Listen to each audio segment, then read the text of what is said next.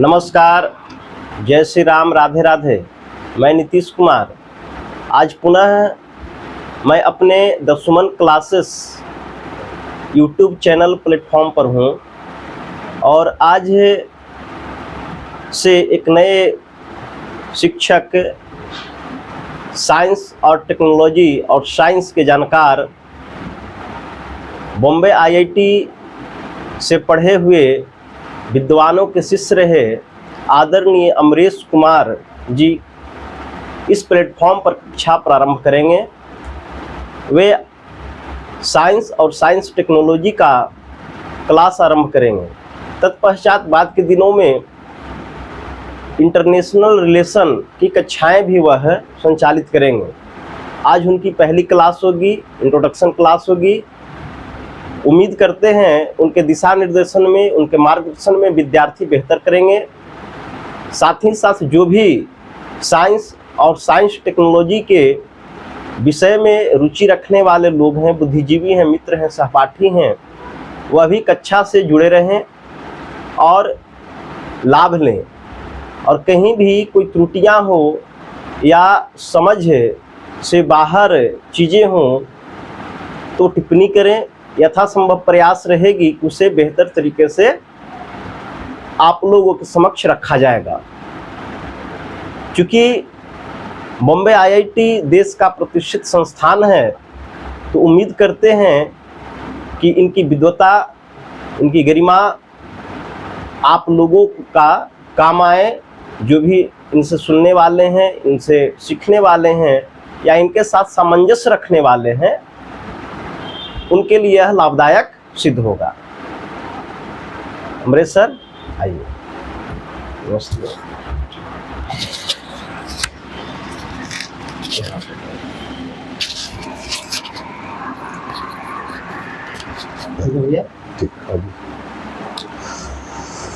जय श्री राम, राधे राधे।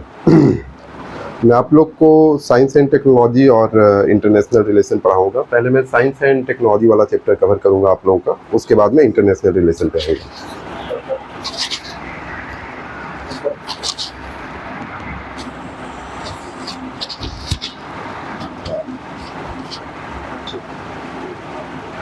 तो science and technology, विज्ञान प्रौद्योगिकी में ये मेरा पहला क्लास है, इसलिए मेरा इंट्रोडक्टरी क्लास है। इसीलिए मैं कुछ चीज़ों को ऐसे ही कवर कर रहा हूँ और कल से जो होगा वो मैं सिलेबस को ध्यान में रख करके नेक्स्ट क्लास से मैं क्लास लूँगा। जो भी सिलेबस होगा उसको ध्यान में रख के, जो क्वेश्चंस आते हैं उनको ध्यान में रख के और उसको करंट के साथ कोरिलेट करके मैं आपको पढ़ाऊँगा। तो आज ये मेरा इंट्रोडक्टरी क्लास है।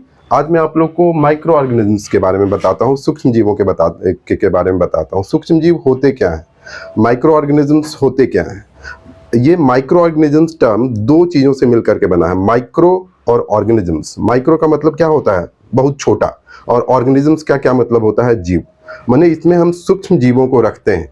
ठीक है। अब सूक्ष्म जीव हम किनको कहेंगे, जिनको हम अपनी आंख से देख नहीं सकते। इसमें बहुत सारे जीव आते हैं, जैसे जीवाणु आते हैं, बैक्टीरिया जिनको कहा जाता है, कवक आते हैं, फंगस, प्रोटोजोआ आते हैं, उसके बाद बहुत सारे जैसे कि युग्लिना आते हैं, पैरामीशियम आते हैं। ये सब सूक्ष्म जीव की ही कैटेगरी में आते हैं। लेकिन इनको हम अपनी साधारण आंखों से नहीं देख सकते। इनको हम देखने के लिए माइक्रोस्कोप का उपयोग करते हैं। सिंपल माइक्रोस्कोप का उपयोग कर सकते हैं या फिर कंपाउंड माइक्रोस्कोप का उपयोग करते हैं। वायरस को हम देखने के लिए इलेक्ट्रॉन माइक्रोस्कोप का उपयोग करते हैं, है ना। लेकिन क्या एक सवाल आता है कि क्या हम वायरस को, जो विषाणु है, उन्हें हम माइक्रो ऑर्गेनिजम्स की कैटेगरी में रखेंगे? उन्हें हम सूक्ष्म जीव की कैटेगरी में कभी नहीं रखेंगे, क्योंकि वो जीव है ही नहीं, वो जीव और निर्जीव के बीच की कड़ी है। इसीलिए जो हम विषाणु हैं उनको हम इस कैटेगरी में नहीं रखेंगे और हम इस कैटेगरी में सिर्फ जीवाणुओं को, कवक को, प्रोटोजोआ को, युग्लिना को, पैरामीशियम को, इन सबको रखेंगे। ठीक है। आज हम दो चीज़ों के बारे में पढ़ेंगे। आज हम सूक्ष्म जीवों को इस परिप्रेक्ष्य में देखने की कोशिश करेंगे कि इनके क्या लाभ हैं। लाभ मतलब बेनिफिट क्या है इनकी, और इनकी हानियां क्या है। इसी परिप्रेक्ष्य में हम इनको आज समझने की कोशिश करेंगे। जब हम किसी भी सूक्ष्म जीव का नाम लेते हैं तो हमारे सामने जो सबसे पहले परिस्थिति आती है वो ये आती है कि ये बहुत सारी बीमारियों के लिए उत्तरदायी होते हैं। अलग अलग प्रकार की बीमारियां होती हैं, जैसे कॉलरा हो गया, डायरिया हो गया, डिसेंट्री हो गया, टीबी हो गया। वायरस के कारण बहुत सारी बीमारियां होती हैं, जैसे एड्स हो गया, इन्फ्लुएंजा हो गया, कोरोना जो हाल में कोविड हुआ था वो भी वायरस के कारण ही होता है ना। तो अलग अलग तरह की बीमारियों के लिए उत्तरदायी होते हैं ये, चाहे वो मनुष्य में बीमारियां हो या फिर पेड़ पौधों में बीमारियां हो या फिर दूसरे या फिर हमारे जो पालतू जानवर हैं उनमें बीमारियां हो, है ना। क्योंकि पालतू जानवरों में भी बहुत सारी बीमारियां होती हैं इनके कारण, जैसे कि एंथ्रेक्स होता है बैसिलस एंथ्रेसिस के कारण, या फिर खुर और पांव का डिजीज होता है, रिंडरपेस्ट होता है, रानीखेत डिजीज होता है जो पोल्ट्री होती है उनमें, जिसके कारण जो हमारे जिन जानवरों को हम पालतू बनाते हैं उनकी मृत्यु होती है या फिर इनकी जो उत्पादन क्षमता है वो घट जाती है, जिसके कारण हमें हानि होती है। इस तरह से देखा जाए तो हानिकारक है और बहुत सारी हानियां इनके कारण होती हैं। लेकिन उसका मतलब हरगिज ये नहीं है कि ये हमारे लिए लाभदायक नहीं है। अगर देखा जाए तो माइक्रो ऑर्गेनिज्म्स के बिना, सूक्ष्म जीवों के बिना जीवन की उत्पत्ति संभव ही नहीं थी। ये सूक्ष्म जीव ही थे जिसके कारण जीवन की उत्पत्ति संभव हो पाई। सबसे पहले जो साइनोबैक्टीरिया थे, आज से करीब 2.5 से 3.3 बिलियन ईयर्स के 3 बिलियन ईयर्स आज से पहले सबसे पहले साइनोबैक्टीरिया का निर्माण हुआ, जो समुद्र थे, समुद्र की गहराइयों में साइनोबैक्टीरिया का निर्माण हुआ। और ये जो साइनोबैक्टीरिया थे सबसे पहले जीव थे जो कि फोटोसिंथेसिस जिन्होंने करना शुरू किया, प्रकाश संश्लेषण जिन्होंने शुरू किया, और वहीं से फिर ऑक्सीजन जो था वो बाहर निकला। और उसी के बाद फिर धीरे धीरे समुद्र में जीवन का विकास हुआ, और उसी के बाद फिर समुद्र से जब ऑक्सीजन बाहर निकला तो फिर स्थल मंडल पे जीवन का विकास हुआ। अगर सूक्ष्म जीव नहीं होते तो जीवन का विकास ही संभव नहीं था, तब ना आप होते, ना हम होते, ना कोई और ऑर्गेनिज्म होता, अगर सूक्ष्म जीव नहीं होते। जीवन का विकास जो संभव हो पाया वो सूक्ष्म जीव के कारण ही संभव हो पाया, साइनोबैक्टीरिया। ये है इनकी उपयोगिता। अगर आज के संदर्भ में अगर देखा जाए तो हम बहुत सारे क्षेत्रों में देख सकते हैं कि इनकी क्या उपयोगिता है। जैसे हम पारिस्थितिक तंत्र, इकोसिस्टम में इनकी बहुत अहम भूमिका होती है। इकोसिस्टम में जो बैक्टीरिया होते हैं और जो फंगस होते हैं, वो इकोसिस्टम में जो बैक्टीरिया होते हैं और जो फंगस होते हैं वो अपघटक की तरह काम करते हैं। ये अपघटक का क्या मतलब होता है? अपघटक का मतलब होता है डिकम्पोजर्स। मतलब जो भी ऑर्गेनिक मैटर होता है, जो भी कॉम्प्लेक्स ऑर्गेनिक मैटर होता है, मतलब जटिल कार्बनिक पदार्थ होता है, उसको ये सरल अकार्बनिक पदार्थों में बदल देते हैं और फिर वो सरल अकार्बनिक पदार्थ पेड़ पौधों के द्वारा एब्जॉर्ब कर लिए जाते हैं।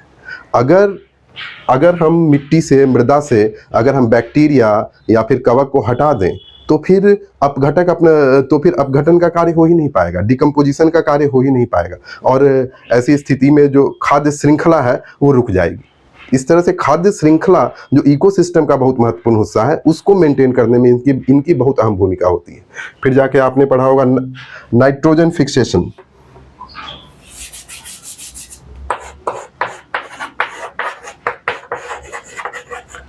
नाइट्रोजन फिक्सेशन क्या होता है? जो एटमॉस्फेरिक नाइट्रोजन होता है वो N2 के फॉर्म में होता है, उसको पेड़ पौधे डायरेक्टली एब्जॉर्ब नहीं कर सकते, ना ही यूज कर सकते हैं।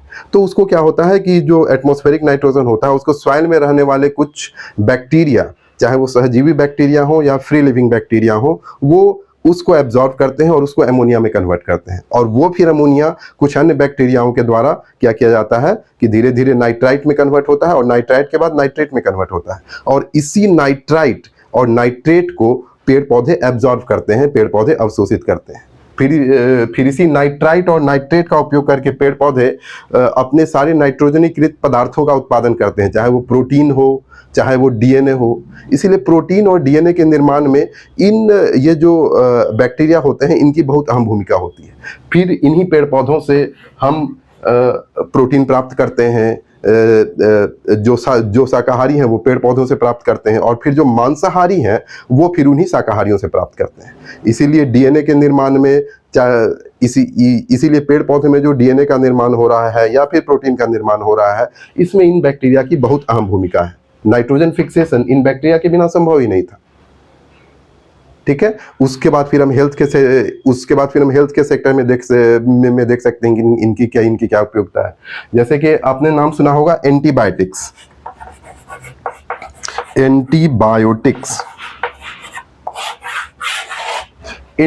क्या होते हैं? ये कुछ केमिकल्स होते हैं जो कि रिलीज किए जाते हैं कुछ बैक्टीरिया के द्वारा और कुछ फंगस के द्वारा, जो कि दूसरे बैक्टीरिया और फंगस के ग्रोथ को या तो रोक देते हैं या फिर उन्हें खत्म कर देते हैं, उन्हें मार देते हैं। ठीक है। ये जो एंटीबायोटिक सबसे पहले जो विकसित हुआ था वो एंटीबायोटिक था पेनिसिलिन एंटीबायोटिक को डेवलप किया था अलेक्जेंडर फ्लेमिंग ने।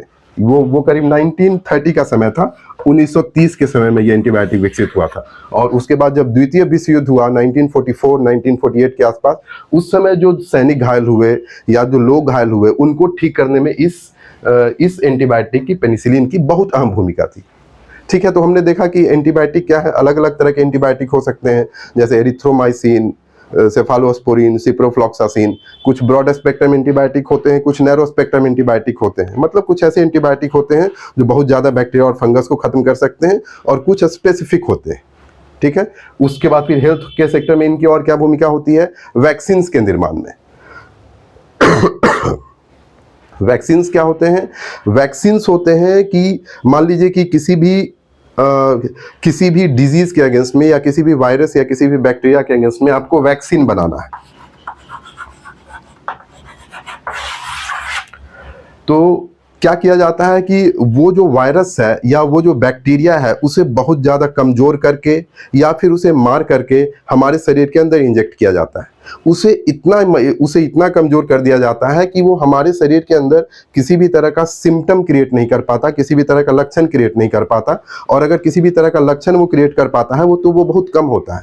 लेकिन वो बैक्टीरिया और वायरस अभी भी हमारे शरीर के लिए एंटीजेनिक होता है, अभी भी हमारे शरीर के अंदर वो एंटीजेनिक रिस्पॉन्स क्रिएट करता है, जिसके कारण बी सेल्स का निर्माण होता है, एंटीबॉडीज का निर्माण होता है। और वो बी सेल्स और एंटीबॉडीज हमारे शरीर में मेमोरी बी सेल्स के रूप में स्टोर हो जाते हैं। इसीलिए अगर कोई फर्दर इन्फेक्शन होता है, अगर सही में उस बैक्टीरिया वायरस का कोई बाद में इन्फेक्शन होता है, तो फिर ऐसी परिस्थिति में जो हमारा शरीर है वो उनसे लड़ने के लिए पहले से बेहतर तरीके से तैयार होता है।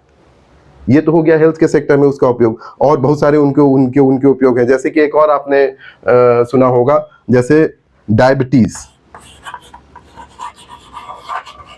या फिर इसे कहा जाता है मधुमेह। मधुमेह क्या होता है कि एक हार्मोन की कमी के कारण होता है, वो हार्मोन है इंसुलिन। मान लीजिए कि अगर स्थिति बहुत खराब है मधुमेह के रोगी की, तो उसे इंसुलिन के इंजेक्शंस की ज़रूरत पड़ती है। तो उतना सारा इंसुलिन, आज के समय में बहुत सारे लोगों को मधुमेह होता है, छोटे छोटे बच्चों से लेकर के बड़ों तक को, है ना। तो इतना ज़्यादा इंसुलिन फिर आता कहाँ से है? इस इंसुलिन के निर्माण में भी एक बैक्टीरिया की बहुत अहम भूमिका होती है। वो बैक्टीरिया है ई कोलाई। क्या किया जाता है, क्या होता है कि जो बैक्टीरिया होता है उसका रिप्रोडक्शन टाइम बहुत कम होता है। एक बैक्टीरिया 30 मिनट में 2 बैक्टीरिया में कन्वर्ट हो जाता है, वो फिर 30 मिनट में 2 से 4, वो फिर 30 मिनट में 4 से 8, वो 8 से 16, 16 से 32, 32 से 64। इसलिए कुछ दिनों में, 1 या 2 दिनों में हम बैक्टीरिया की पूरी कॉलोनी को विकसित कर सकते हैं, जिसके अंदर लाखों बैक्टीरिया हो। और लाखों जो बैक्टीरिया होंगे एक दूसरे के क्लोन होंगे, मतलब एक दूसरे जैसे ही होंगे। तो क्या किया जाता है कि हमने, जैसे कि इंसुलिन है, इंसुलिन का हमने डीएनए लिया, इंसुलिन को के डीएनए को हमने जेनेटिक इंजीनियरिंग के द्वारा जो ई कोलाई था उसके डीएनए में हमने इंजेक्ट कर दिया। और उसके बाद फिर उस बैक्टीरिया को हम ग्रो करते हैं बड़ी मात्रा में, और फिर उनसे जो भी हमें इंसुलिन प्राप्त करना होता है उन्हें हम प्राप्त करते हैं। इसके अलावा बैक्टीरिया की हम दूसरे सेक्टर्स में जो भूमिका है वो भी देख सकते हैं। जैसे कि ईस्ट नॉर्मली जो होते हैं कवक वो बहुकोशिकीय होते हैं, लेकिन ईस्ट इसका एक्सेप्शन है। ईस्ट जो होता है वो एक कोशिका से मिलकर के बना होता है, एक कोशिकीय होता है। लेकिन हमारे जीवन में इसकी बहुत अहम भूमिका है, चाहे वो अल्कोहल इंडस्ट्री हो, चाहे वो ब्रेड इंडस्ट्री हो, इन सब में इसकी अहम भूमिका है। ईस्ट जो होता है उसमें अवायवीय श्वसन होता है, और अवायवीय श्वसन के द्वारा ये कार्बोहाइड्रेट को, जैसे ग्लूकोज हो गया या जो मोनोसैकेराइड होते हैं, उनको ये एथाइल अल्कोहल में कन्वर्ट कर देता है। और फिर इस एथाइल अल्कोहल का उपयोग होता है इंडस्ट्री में बड़ी मात्रा में अल्कोहल के उत्पादन के लिए। या फिर इसी प्रक्रिया में ये जो ईस्ट कार्बोहाइड्रेट को इथाइल अल्कोहल में कन्वर्ट करता है, इसी मात्रा में CO2 रिलीज होती है, कार्बन डाइऑक्साइड। और इस CO2 का उपयोग कहाँ होता है? डफिंग इंडस्ट्री में, जैसे ब्रेड के निर्माण में, बिस्किट के निर्माण में इसका उपयोग किया जाता है। ठीक है, तो हमने ये देखा। उसके बाद फिर बहुत सारे बैक्टीरिया हमारे शरीर में भी रहते हैं जिनका बहुत अहम उपयोग है। जैसे आपने विटामिन के बारे में पढ़ा होगा, A, B, C, D, E, K, अलग अलग प्रकार के विटामिन होते हैं। उसमें से जो विटामिन D, विटामिन B12 और विटामिन K, ये 3 इस तरह के विटामिन है जिनका निर्माण हमारे शरीर के अंदर होता है। बाकी सारे विटामिन को या तो हम पेड़ पौधों से प्राप्त करते हैं या फिर हम दूसरे जीवों को खा करके उनसे प्राप्त करते हैं। विटामिन B12 और विटामिन K का निर्माण हमारे अमाशय में कुछ बैक्टीरिया के द्वारा होता है और उन्हीं बैक्टीरिया के द्वारा हमें विटामिन B12 और विटामिन K प्राप्त होता है। इसीलिए डॉक्टर्स के द्वारा कुछ कंडीशंस में जब पेट के एंटीबायोटिक्स दिए जाते हैं डॉक्टर के द्वारा, तो फिर साथ में डॉक्टर के द्वारा प्रोबायोटिक भी दिए जाते हैं। और जो वो प्रोबायोटिक होता है उसमें यही जो लाभदायक बैक्टीरिया होते हैं वही होते हैं, ताकि जो एंटीबायोटिक के कारण अगर कोई बैक्टीरिया, लाभदायक बैक्टीरिया मर जाता है तो उसकी क्षतिपूर्ति हो जाए हमारे शरीर को, ताकि हमारे शरीर को कोई हानि नहीं हो। ठीक है, तो इस तरह से हमने देखा कि जो सूक्ष्म जीव हैं उनसे बहुत तरह के सिर्फ रोग ही नहीं होते, बल्कि वो हमारे लिए बहुत तरह से लाभदायक भी हैं। जरूरी है कि हम ज़्यादा से ज़्यादा वैक्सीन्स लें, एंटीबायोटिक्स का प्रयोग करें और उनसे होने वाली जो बीमारियां हैं उनसे सुरक्षित रहें और उनसे होने वाले लाभ को भी हम ध्यान में रखें और ये सोचने की कोशिश करें कि वो किस तरह से हमारे लिए लाभदायक हैं। क्योंकि हमने अभी देखा कि अगर सूक्ष्म जीव नहीं होते तो जीवन की उत्पत्ति संभव ही नहीं थी, और अगर सूक्ष्म जीव नहीं हो तो फिर खाद्य श्रृंखला भी अधूरी है, खाद्य श्रृंखला पूरी नहीं हो पाएगी। और इस तरह से देखा जाए तो सूक्ष्म जीवों के द्वारा जीवन ही संभव नहीं है पृथ्वी पर। आज की क्लास में अपनी यहीं खत्म करता हूँ। अगले दिन से फिर से मेरी क्लास होगी और अगले दिन से मैं जो सिलेबस है उसके अनुसार से आपको पढ़ाना शुरू करूँगा।